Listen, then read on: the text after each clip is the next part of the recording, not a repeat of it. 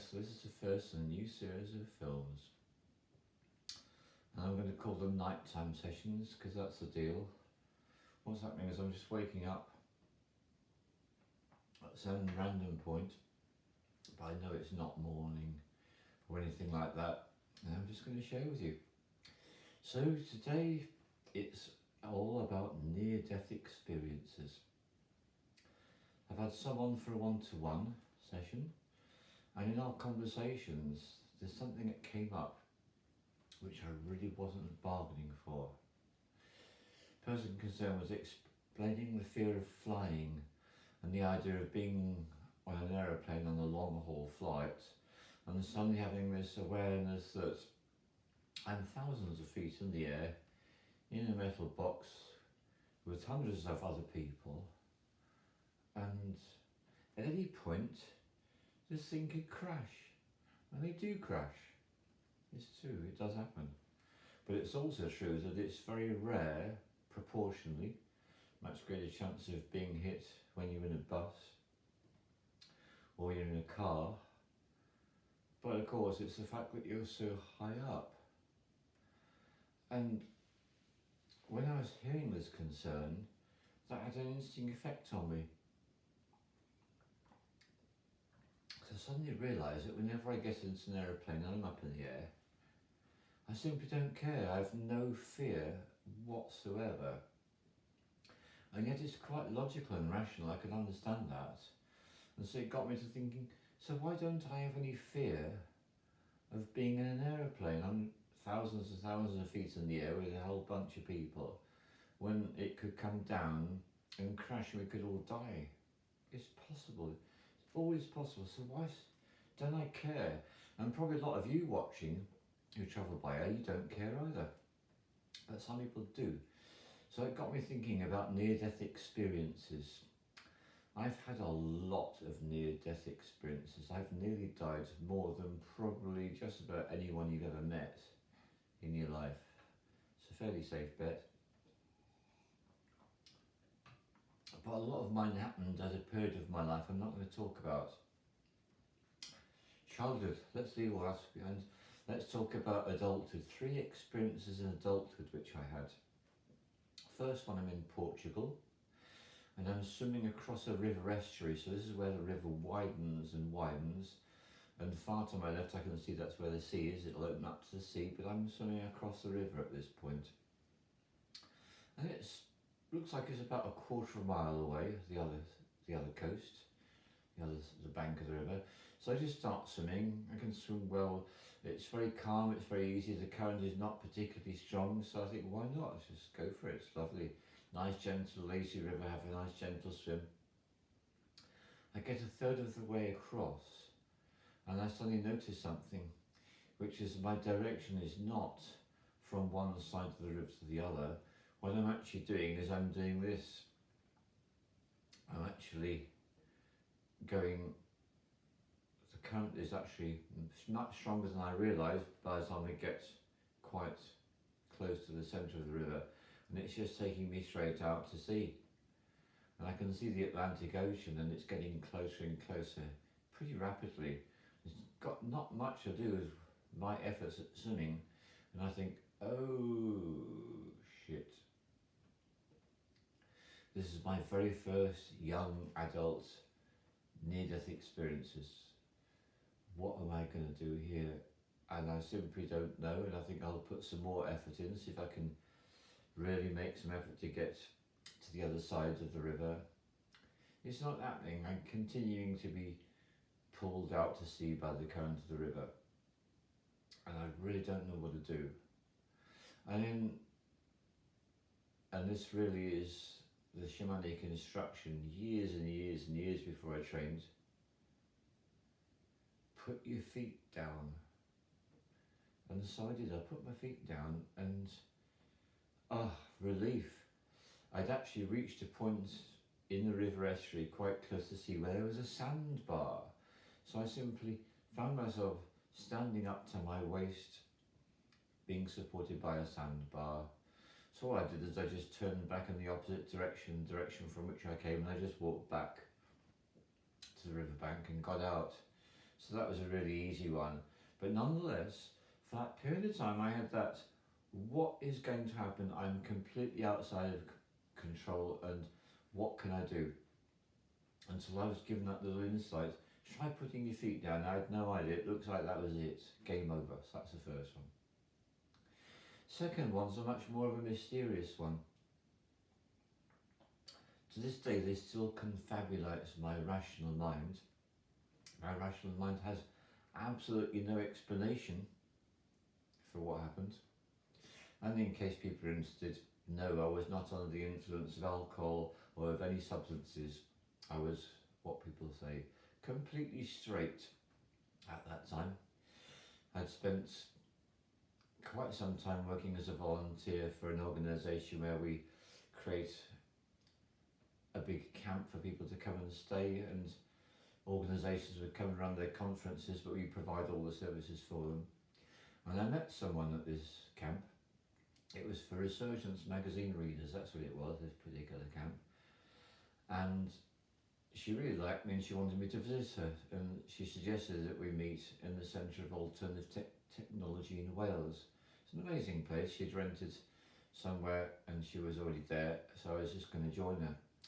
So I was travelling from the southwest of England into Wales, and at this point I was well into Wales. Really, the whole Wales thing is incredible. The roads are very good condition, extremely well maintained, but they're always bending and winding, and you're going up and down because it's very, very hilly. Very, very hilly place, up and down, and lots of windy roads. Now the other thing about Wales, very well known, it rains a lot. So the roads were wet. Now there's a phenomenon that drivers know about, and it's called aquaplaning. And when this happens, the car actually lifts the wheels actually lift off the road, and they are now supported on a very thin film of water. So that's the situation. The water on the road is now lifting my car off, which means, just like the first experience, suddenly I have absolutely no control. That's what aquaplaning is.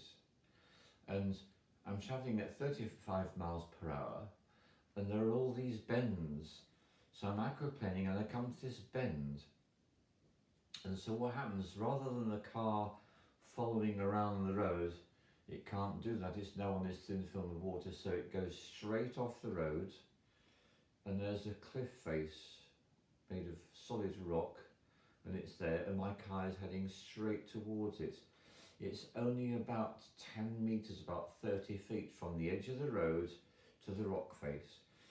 So I'm travelling at 35 miles an hour, so to me it feels like very, very fast indeed. The rock face is there. There's absolutely nothing I can do about it, just like the first experience I described. Only this one was a much faster one. That first one was a river estuary. That was slow. I had time to take in what was going on. There was virtually no time at all. So all I had to do is to realise I'm heading towards that rock face at about 35 miles an hour. I'm going to do that. There's no alternative. What else could possibly happen short of divine intervention?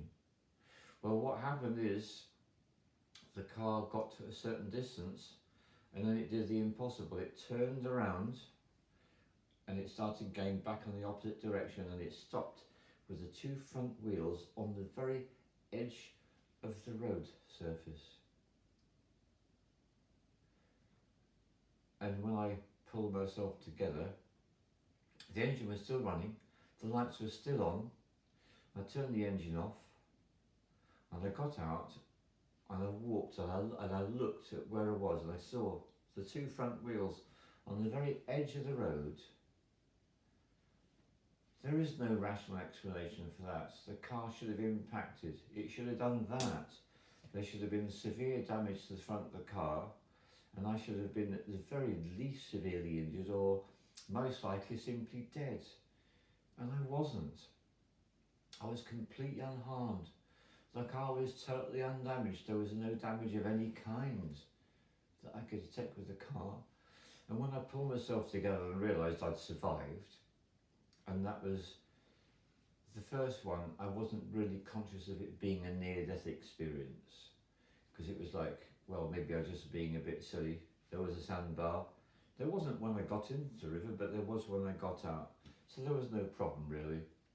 But this one, this is a different story.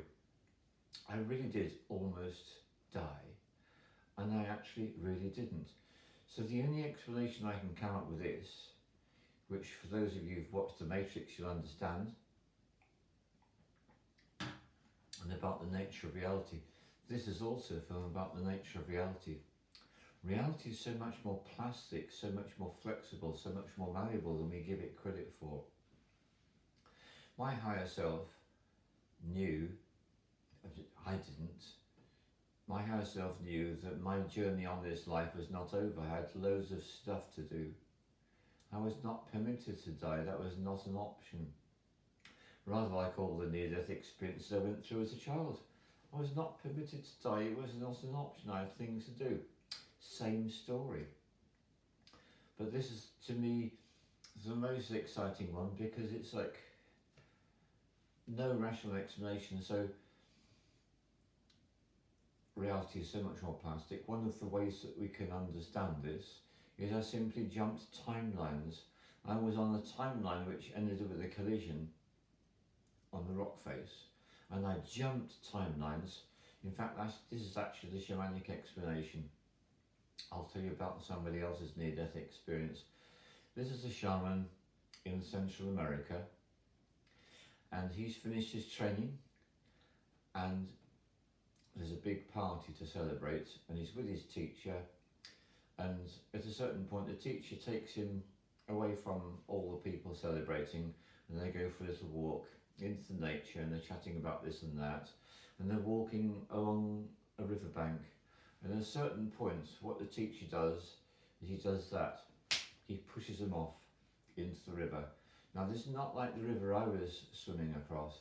This is a fast flowing, deep, scary river. And so this shaman had just finished his training. He was in a situation where he knew this river is too strong for me. I have no control. What am I going to do? All I can do is to completely surrender to the moment. So that's the clue. In my near-death experiences, all three I'm going to describe, we're halfway through number 2. Total surrender to what is. That's the key point. No resistance whatsoever. And I think this is because of all my childhood near-death experiences. I was really well prepared for this. I really knew. It's my automatic default mode. If I've got no control, then I surrender.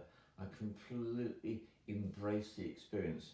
So this guy did the same thing. He completely embraced the experience of being pushed along by this incredible force of the water. And he actually has the same experience about jumping the timelines. So he jumped the timelines, and he's in the river being propelled along, and at the same time his body double is actually running along the riverbank at the same speed at which he's being pulled along by the current. So he's running along and he's being pulled along by the current, and in the near distance there is a tree, and the tree branch is hanging over the river. So what happens is the body double, running along the riverbank, reaches the tree and quickly jumps onto the tree and holds his arm out like that. The one who's been propelled by the water sees the tree branch directly overhead when he puts a hand out like that. And you can guess what happens. The body double that's hanging off the tree grabs hold of the one that's in the water and pulls him to safety. And then by the time he's out on the riverbank, he's back to being in one body again. Slightly more dramatic than mine, but similar in terms of its effects. So I jumped timelines, and I jumped off the timeline where there was going to be a head-on collision with a rock face, and I suddenly found myself on a completely different timeline where something happened which made no logical sense, where the car was completely safe and so was I, and it was just sitting on the edge of the road with the lights on, the engine running, waiting for me to continue my journey. So that's my second near-death experience. You can imagine how shaken I was by that. An extraordinary journey the rest of the way as well. You can imagine how completely bright and in my full corporeal awareness of every second of the present moment. That's what near-death experiences do to people. They give us this really visceral sense of aliveness, which people get in wars. And that's a whole other story. So the third near-death experience, I've trained this guy. We like each other a great deal. We love each other. We have a really good relationship. I've trained him to be a shamanic practitioner. I've trained him to be a retreat host. And we are in Portugal looking at retreat venues where we might host our retreats that we're doing together. And he's actually got his family staying in Portugal as well, so he stays with them, and I stay in my timeshare called Field Division in Portugal. So we go to this particular retreat centre, and afterwards we've had a look around. We go to the beach and we get into the water for a swim. I love having wild water experiences, as those who know me well know very well. So this is going to be really wonderful wild water experience. So cool. So we both got into our swimming things and we both just run into the water. Now it's the Atlantic Ocean, it's pretty lively, the waves are quite big breakers. Now what happens, we run into the water and we get to the point where the water is just above our knees, and then we stop running. But here's a surprising thing, we don't stop moving. The water pulls us off our feet, and the next thing we're knowing, we're being dragged at an incredible speed out to sea, and within a couple of seconds we're up to our necks, and then another second later there is no ground. We are floating in the water. It's quite a rough sea, waves doing this. At first it's absolutely terrifying. And we look at each other. We just exchange this look. And then our awareness is focused on the beach. And what's happening is the beach is receding at an incredibly rapid pace, and we are being dragged out to sea. We're in the Atlantic Ocean and we're staying above the water. Sometimes there's a wave coming over, and for the first moments it is really scary, until I suddenly realise that's it, game over. Again, I totally surrender to what is, completely surrendering to what is. So this is how it's ending. This is the end. This is it. My last moments of life are going to be in the Atlantic Ocean, watching the coast getting further away. And that's it. And so I just stayed in that place, and I completely surrendered, being in the present moment, of second by second, keeping myself here. But I don't know how I knew this, but somehow I knew the thing to do was not to make any desperate attempt to get back to the beach. All I was attempting to do was just to keep my head above water. So gentle, slow movements, taking it easy, being present, and keeping my head above water, and enjoying my last moments on earth. Until it took us a while to realise what was going on. As fast as we were being dragged out to sea, suddenly we found ourselves moving really rapidly towards that beach. The coast was getting bigger and bigger and bigger, just as quickly. That was the surprising thing about the whole thing. It was the speed of it all. Each direction was so fast, and so we could see we were getting really close, and then the sea just literally, it just threw us out, and we just dumped on the sand. And we kind of staggered and scrabbled up and ran like fuck until we just collapsed on the sand, beyond the reach of those waves. Again, an absolutely beautiful, miraculous experience, an experience which I just feel such joy even relating to you now. The sense of aliveness, and we did it. We just had a shamanic initiation in the sea, and the sea threatened to take our lives away from us, and it just gave us our lives back, just like that. And there was nothing we could do to control any of this. There is something really beautiful and life-giving and transformative, which is what an initiation is, about having no control. So that is my third near-death experience, and that one happened about 10 years ago, approximately, probably not quite, maybe 8, 9 years, something like that. So not that long ago. Now, we went and had a meal afterwards. You know what I'm like, if when I do a lot, I need to go and eat a lot of food. So we went and we ate a lot of food, wonderful Portuguese restaurant, really good meal. And then we went our own separate ways, and I just drove to a random place, still near the sea. There were some trees, and I could see I could go and explore. And I took my phone and my microphone with me, and I made a film about the experience. About probably took an hour, I should think, to get dressed, eat the meal, and then find a space. So an hour after my near-death experience, I actually spoke about it in detail. So this is the second time I've shared about this experience, and that is on my back catalogue. And if I'm successful in finding it, I will put the link so you can see what I had to say at the time.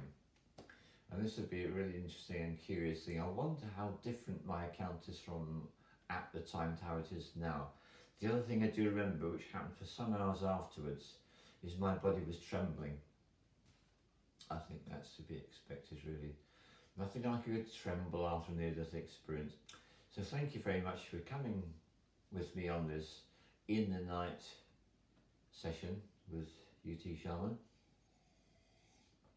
And I absolutely loved doing this. This has given me so much pleasure. So my feeling is that what I'm going to do is a Saturday night, Sunday morning. I've got no commitments tomorrow. Tomorrow is a chill day. I've had someone for a one-to-one retreat for the last few days.